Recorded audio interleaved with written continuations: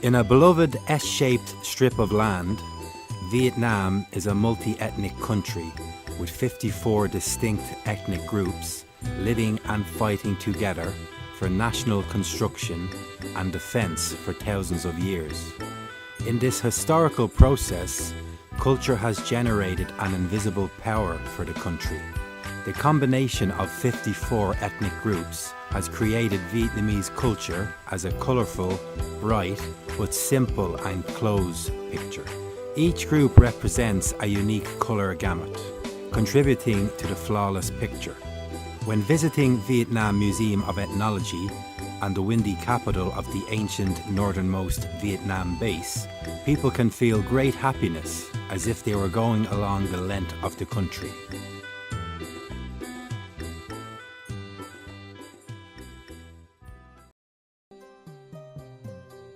The mountainous cultural area in northern Vietnam includes some provinces: Hà Giang, Lao Cai, Lai Châu, Son La, Diet Bien, Cao Bang, etc. This is the habitation of ethnic groups in 3 language groups: Hmong Zhao, Ca Dai, and Tang Mien. These ethnic groups are Hmong, Zhao, Ba Tan, La Ha, La Chi, Co Lao, Pu Piao, Lolo, Phu La, La Hu, Ha Ni, Gong, and Si La. Each has its own identity. Vietnam has 2 typical upland areas. The northern upland, featured by abrupt and endless mountains, is the source of streams.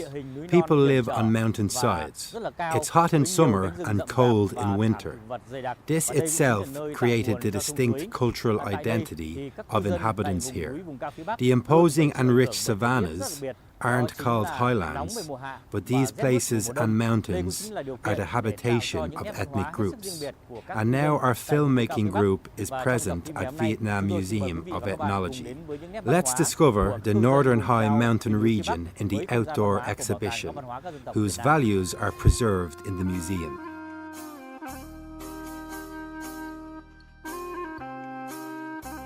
In the outdoor exhibition area of Vietnam Museum of Ethnology, the Northern High Mountainous region are vividly reflected in an area of 4,000 square meters.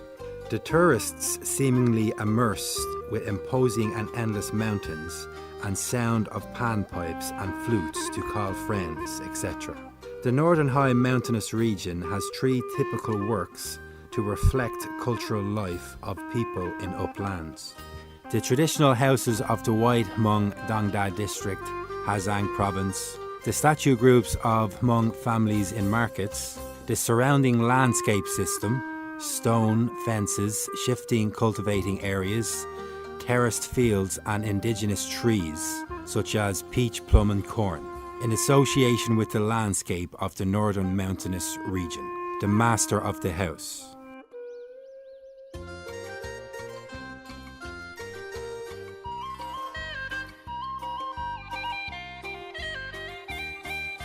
Due to the control of topography, the main economic model of mountain residence is cultivation on milpas. Farming in small landholds and on terraced fields is carried out on complicated terrain. People make use of cat-ear-shaped small land gorges and caves in the mountains to plant corn and cucurbit.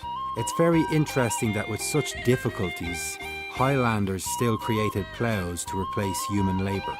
They are short, big and sharp with pointed ploughshares. They are cast suitably to the soil and are able to plunge deeply into the soil, flip off tree roots and be intact when smashing into rocks. From corn trees growing in landholds in the mountains, people proceeded a dish called mem mem to eat with tang co. Tang co is made from bones, flesh and organs of animals. This food became a very particular cuisine, bearing a specific flavour of mountainous regions. Costumes of Highlanders still preserve many traditional factors. Each ethnic group and each area has its own nuances, expressed through designs, tailoring techniques, and decorative textures on their clothes. If Hmong women are outstanding in colourful tutus, Dao women are subtle in their traditional dress, embroidered with Tao Ku, dog-shaped image, the symbol of humans' ancestors.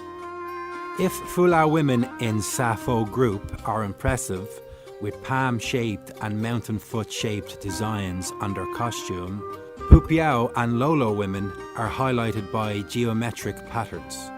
People in upland areas love festivals very much. Whenever spring brightly comes, it's high time for a new festival season. Some outstanding festivals are Gao Tao of Hmong, fire jumping of Patien, forest worshipping of Hani, Tet of dancing of Dao, etc. True festivals, all people are immersed with the earth to pray for peace, health, good weather and bumper crops. Visiting the cultural space of upland markets, we can feel a very unique culture associated with villages. Many roads fall across the mountain sides, and the busy sounds of panpipes and flutes can be found nowhere else. Markets are the places for cultural and spiritual activities, for youth to meet and share their feelings, and for people to make friends and love. The sounds of panpipes and the umbrella dance of boys and girls in upland areas have contributed to enriching the performing arts of the country.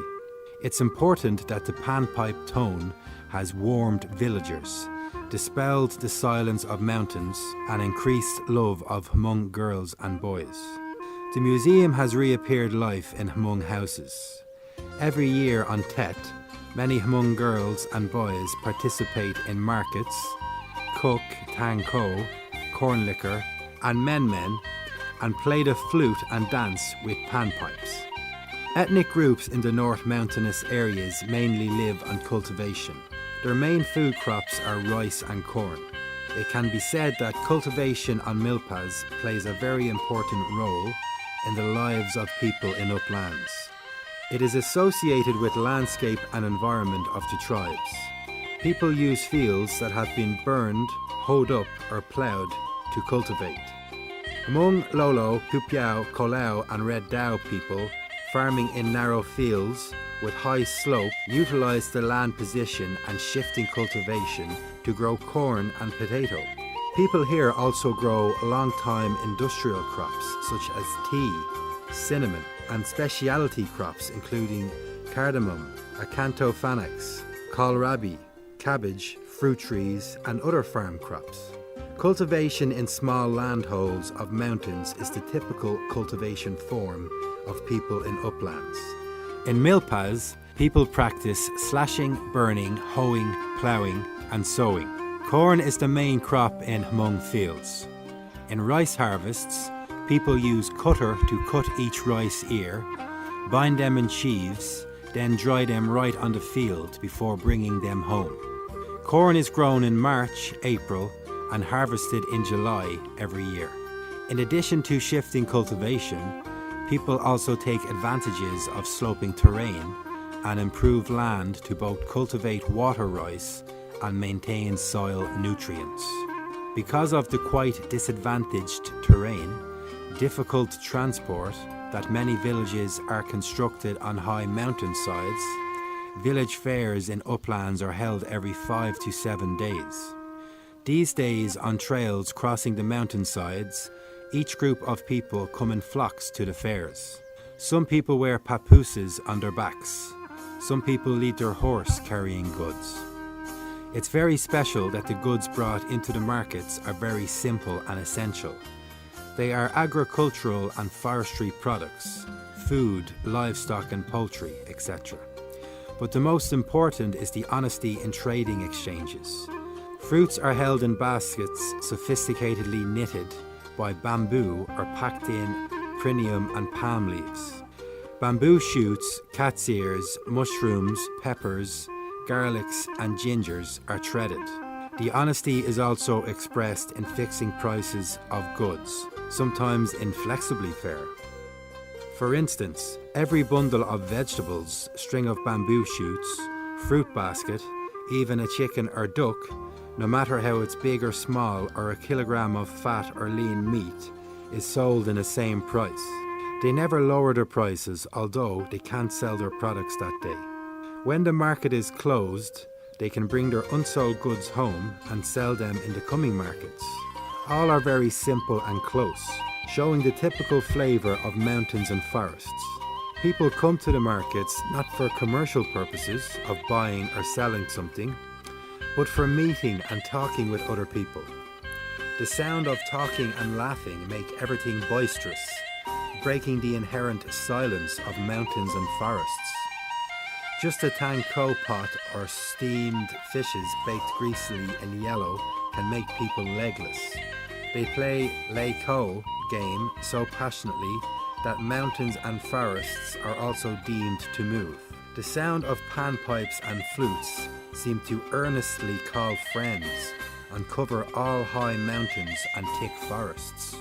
Visiting the village fairs in uplands, people can come across their original beauty that never appear in other places. There are images of Hmong girls in brocade dresses holding their umbrellas in hands. There are also images of boys delivering goods by their horses. The horse neighs make forest corners bustling and lively.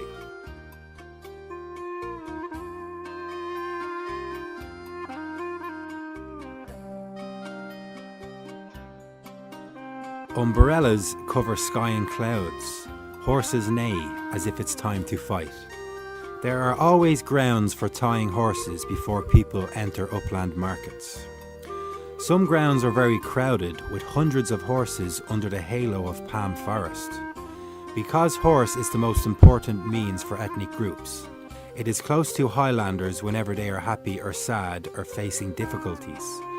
However, the most impressive colour here is of gaudy, multicoloured dresses of Hmong, Dao, Lolo, Paten and Pupiao people.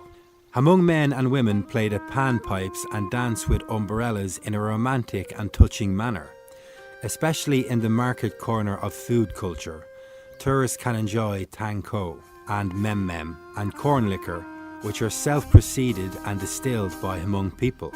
At this market, we can communicate with friends from the plains or other mountain villages through offering each other a cup of wine or a bowl of tang ko with a fragrant scent of cardamom.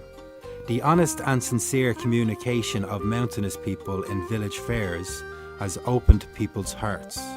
Friendship is multiplied by many fold. People can make more friends.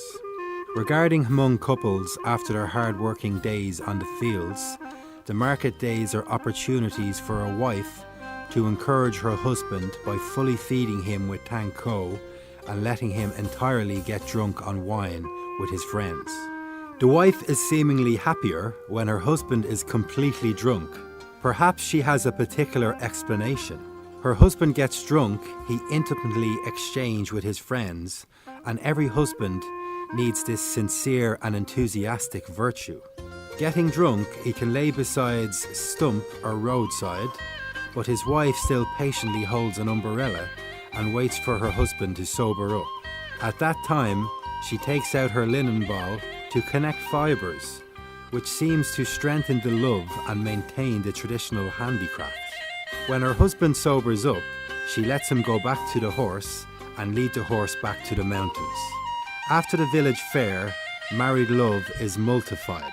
The Hmong man seems to be healthier to produce more rice and corn to feed his whole family, and this couple can go to next markets together.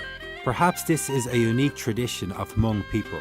It can be said that markets of the northern mountainous ethnic groups is where the lives of people in Vietnam's upland areas are reflected. The outstanding feature is the material and spiritual cultural space, where traditional culture and human behaviours of people in upland areas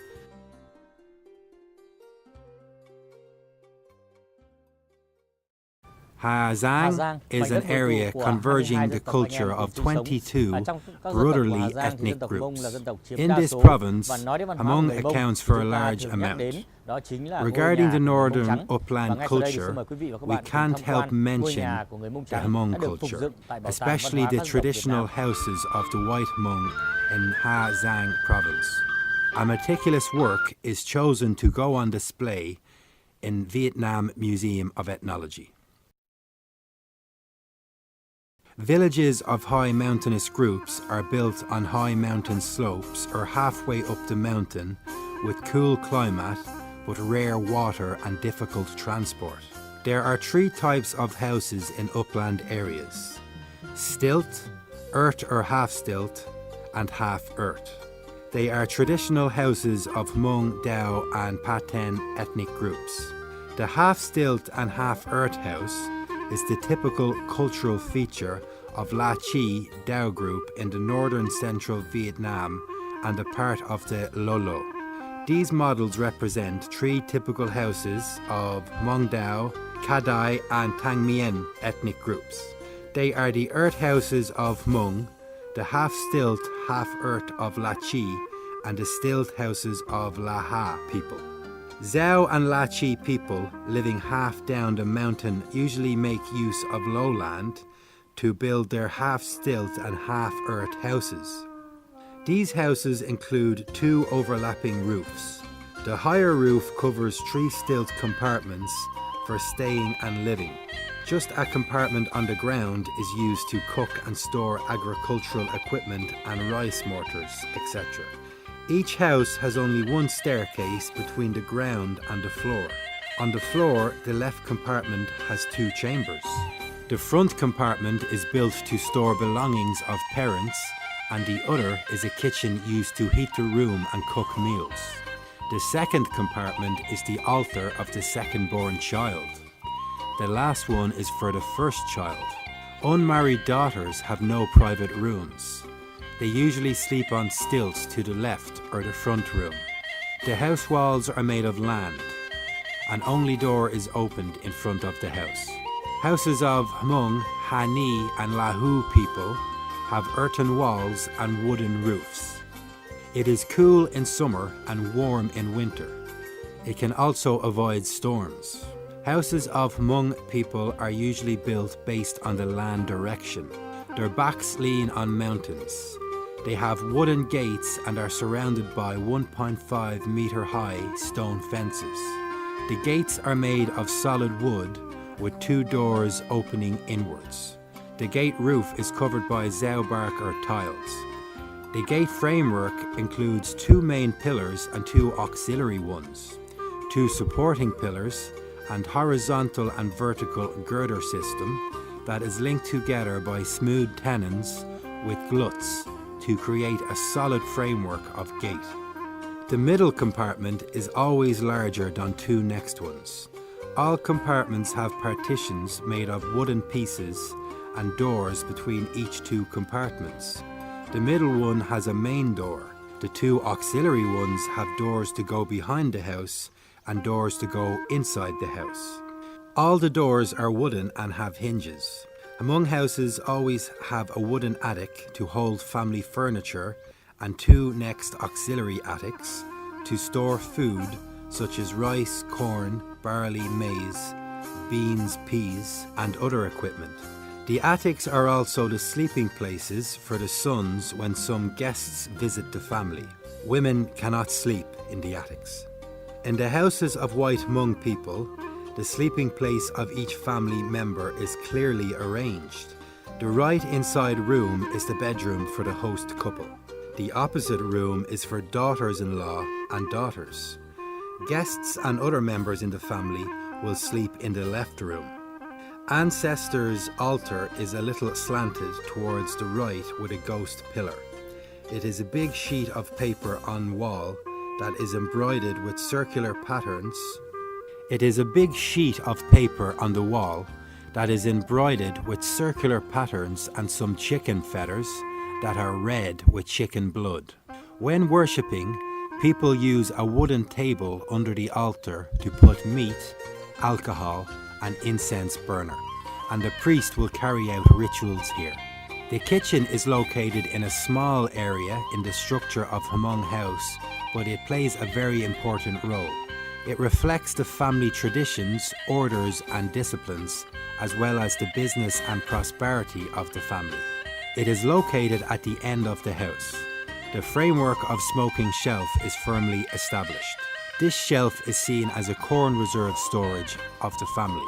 Harvested corn is loaded here, then it is dried by the kitchen smoke, so it will never be eaten by wood borers. Only when people need to pack them is corn taken down, shelled into grains, then grinded into smaller pieces. Under the smoking shelf, people often hang dry food such as chili, dried venison, seeds, etc. So Hmong people have some words. If wanting to know who is good, let's see his smoking shelf.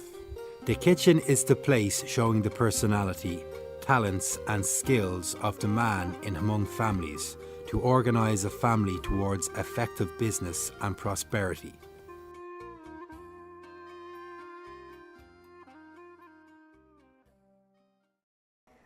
The Hmong in Vietnam are divided in four main groups: white, green, flower and black. They mainly live in high mountainous provinces such as Lao Cai, Hà Giang, Yên Bai, Lai Châu, Điện Biên, Son La, Nghệ An and Thanh Nguyen.